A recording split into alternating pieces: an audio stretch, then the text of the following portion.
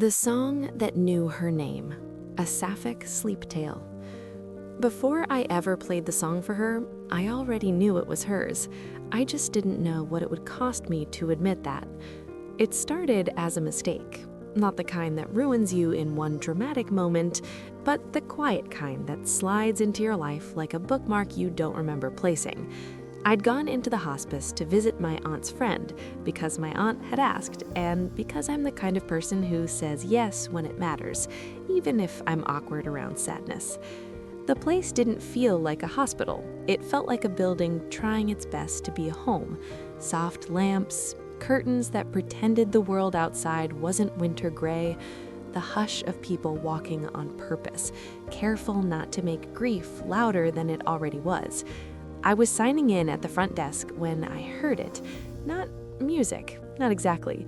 Someone humming, just a thread of sound, thin and stubborn, like a candle refusing to go out. I followed it without thinking, down a corridor that smelled faintly of tea and antiseptic, past a cart of folded blankets and a row of paintings that tried very hard to be cheerful. The humming grew clearer, and then I saw her. She was in a wheelchair by the window at the end of the hall, angled so she could watch the bare trees outside. A knitted blanket was tucked over her knees, and she wore a soft beanie the color of moss. One hand rested on the arm of the chair, the other was raised, two fingers tapping lightly against her thumb, keeping time with the hum like she had a metronome built into her bones. She noticed me noticing and stopped humming mid-note. "Sorry," she said, like she'd been caught stealing. "No," I said too quickly because I didn't know the rules here yet. "Don't stop." Her mouth pulled into something that wasn't quite a smile, more like a decision to be brave. "It's annoying." It wasn't. I stepped closer, then stopped, remembering I was a stranger in a corridor full of fragile hours. "I'm here to visit someone." "So am I." Her eyes flicked to my visitor badge. "You're lost." "I am," I admitted. She nodded once, like this was the most honest thing she'd heard all day. Good. Lost people are more interesting. It was such a strange thing to say that I laughed, and the sound felt too bright in the quiet. I covered my mouth, embarrassed. But she smiled for real then, warm, a little crooked, like she'd been waiting for someone to laugh in this hallway. "June," she said. I told her my name, and she repeated it like she was tasting it, like she was rolling it around to see what kind of shape it made. "What were you humming?" I asked. She shrugged. "Something my mother used to sing. I can never remember the words, just the feeling." That got me, oddly, the way she said feeling like it was a place you could hold in your hands. I should have left then. I had an appointment with my aunt's friend. I had a schedule, a job, a life outside this corridor. But June looked out at the trees and hummed again, softer this time, and something inside me leaned forward. "I write music," I heard myself say. I don't usually tell strangers that because it sounds like a confession. It comes with assumptions, like I'm either very cool or very broke, sometimes both. June tilted her head. "Real music?" "Not famous music," I said. "Just music." "Just music," she repeated, delighted. "That's my favorite kind." I visited my aunt's friend and stayed the appropriate amount of time and said the right things and held her papery hand gently. And then, even though I told myself I was going straight home, my feet took me back to the window at the end of the hall. June was still there. "Still lost?" she asked. "Hopelessly," I said. She patted the empty space beside her chair like there was an invisible bench. "Sit with me. Tell me something that isn't about dying." So I did. I sat on the windowsill and told her about a coffee shop down the road that served cinnamon buns the size of your fist. I told her about my tiny apartment with a piano that took up too much space but felt like the only honest piece of furniture I owned. I told her how music showed up sometimes, like a stray cat demanding to be fed at inconvenient hours. June listened like she wasn't in a hospice corridor at all, like she was just a woman in a window seat, collecting pieces of the world. When I finally stood to leave, she said casually, "Come back tomorrow." It wasn't a question, it was an instruction wrapped in softness, and I did. I came back the next day and the next. Some days she was tired and we didn't talk much, just sat in quiet and watched the light move across the floor. Some days she was sharp as glass, making jokes that surprised the nurses and made me choke on my own laughter. She taught me the names of birds I didn't know. She pointed out the way clouds stacked like folded linen. She told me once that she'd loved a woman in her 20s but had never said it out loud, because the world back then had teeth. "Do you regret it?" I asked, and my voice came out smaller than I meant. June was quiet for a long moment. Then she said, carefully, "I regret what it cost me, not that I loved her, not even for a second." After that, something inside me began to write. Not consciously, not in the way you sit down and decide you're going to make a thing. It happened like breathing. A melody arrived first, a simple line that climbed and then softened, like a hand reaching and then choosing to rest. I heard it while washing dishes, while walking home, while lying in bed staring at my ceiling fan, thinking about June's laugh, thinking about the way she said feeling like it was sacred. I tried to ignore it. I told myself I was being ridiculous. I barely knew her. I knew her favorite tea. I knew she hated the way the hallway lights buzzed. I knew the story of her childhood dog and the way she used to dance barefoot in her kitchen. I did not know her entire life. I did not know the depth of what she carried. But the song kept coming. It arrived in pieces, like letters slipped under a door. One night, I finally sat at the piano and let it happen. And the strangest thing occurred. The more I played, the more I realized I wasn't writing about June's dying. I was writing about June's living, about the way she paid attention, about the way she could make a corridor feel like a place where something might still begin.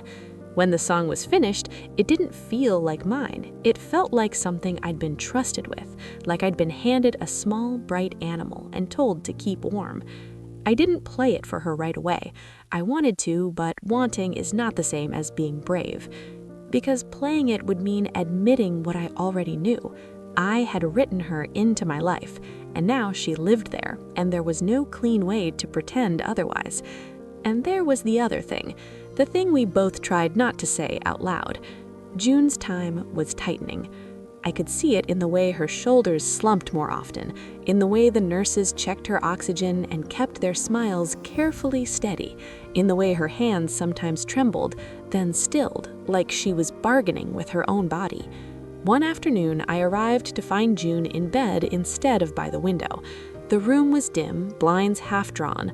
A vase of flowers sat on the bedside table, drooping slightly, like even petals got tired here. June looked smaller, but her eyes were still hers. "You look like you're hiding something," she said. I sat in the chair beside her bed, my hands clasped so tightly my knuckles hurt. "I wrote something."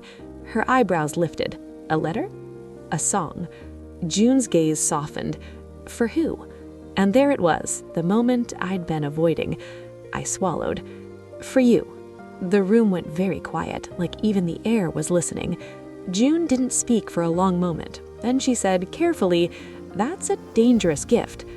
"I know." My voice cracked. I cleared my throat and tried again. "I didn't mean to, it just happened." June's mouth curved, almost tender, almost sad. All the best things happened without permission. I brought my phone out, opened the voice memo I'd recorded of myself playing, and held it between us like an offering. My thumb hovered over the play button. June watched me, eyes steady. "Wait." I froze. June reached for my hand. Her fingers were cool, thin, but the touch was sure. "Before you play it," she said, "I want you to know something." My heart thumped hard enough to bruise. "I've had a lot of people visit me," June said, "and they love me, they do, but they talk to me like I'm already gone, like a story they're wrapping up so they can put it away without it hurting." Tears burned behind my eyes. "You don't do that," she continued. "You sit with me like I'm still June, still here." "I am," I whispered, because if I didn't say it, I might shatter. June squeezed my hand. "So play it, not like it's a goodbye." I took a breath so slow it felt like it came from the bottom of my ribs. Then I hit play. The piano filled the small room, soft and steady. The melody rose and fell like the tide. There were notes that sounded like laughter, notes that sounded like a hand finding another hand in the dark. I watched June as she listened. At first, her eyes were open, fixed somewhere past me. Then, gradually, her lashes lowered, her face relaxed, like the music had smoothed out a crease she'd been carrying. When the song was finished, the silence afterward felt holy. June didn't speak right away. She just held my hand and breathed. Finally, she said very quietly, "Before you ever played it for me, you already knew it was mine." I laughed through my tears, because of course she would steal my own thought and hand it back to me like a mirror. "Yes," I admitted. June's eyes shone. "What did it cost you?" "The pretending." June nodded once. "Good. Pretending is expensive." I leaned forward before I could talk myself out of it and kissed her knuckles. It wasn't dramatic. It wasn't a movie kiss. It was a small, reverent thing. A promise placed gently on skin. June's fingers curled slightly, holding me there for a second longer. "Come closer," she murmured. I stood and leaned over her bed, careful of tubes, careful of fragile things. June lifted her other hand and cupped my cheek, thumb brushing once, soft as a question. Then she kissed me, a slow kiss, a kiss that said, "I am still here," a kiss that said, "Don't waste your courage." When she pulled back, she rested her forehead against mine. "I'm not going to get a long time," she said, voice steady, no pity in it, just truth. "I know," I whispered. "But I want whatever time I do have," she said. "I want it with you, if you can stand it." I let out a shaky breath that sounded like relief and grief tangled together. "I can stand it," I said. "I want it too." June smiled, small and bright. "Then we'll do it properly." So we did, not in the way people imagine love stories should go, not with plans and seasons and anniversaries stretching into the distance. We did it in afternoons and evenings, in quiet hours, in the way I brought her terrible vending machine hot chocolate and she pretended it was gourmet, in the way I read to her from whatever book I was carrying and she interrupted to argue with the characters like they could hear her. Sometimes I played the song again. Sometimes she closed her eyes and listened.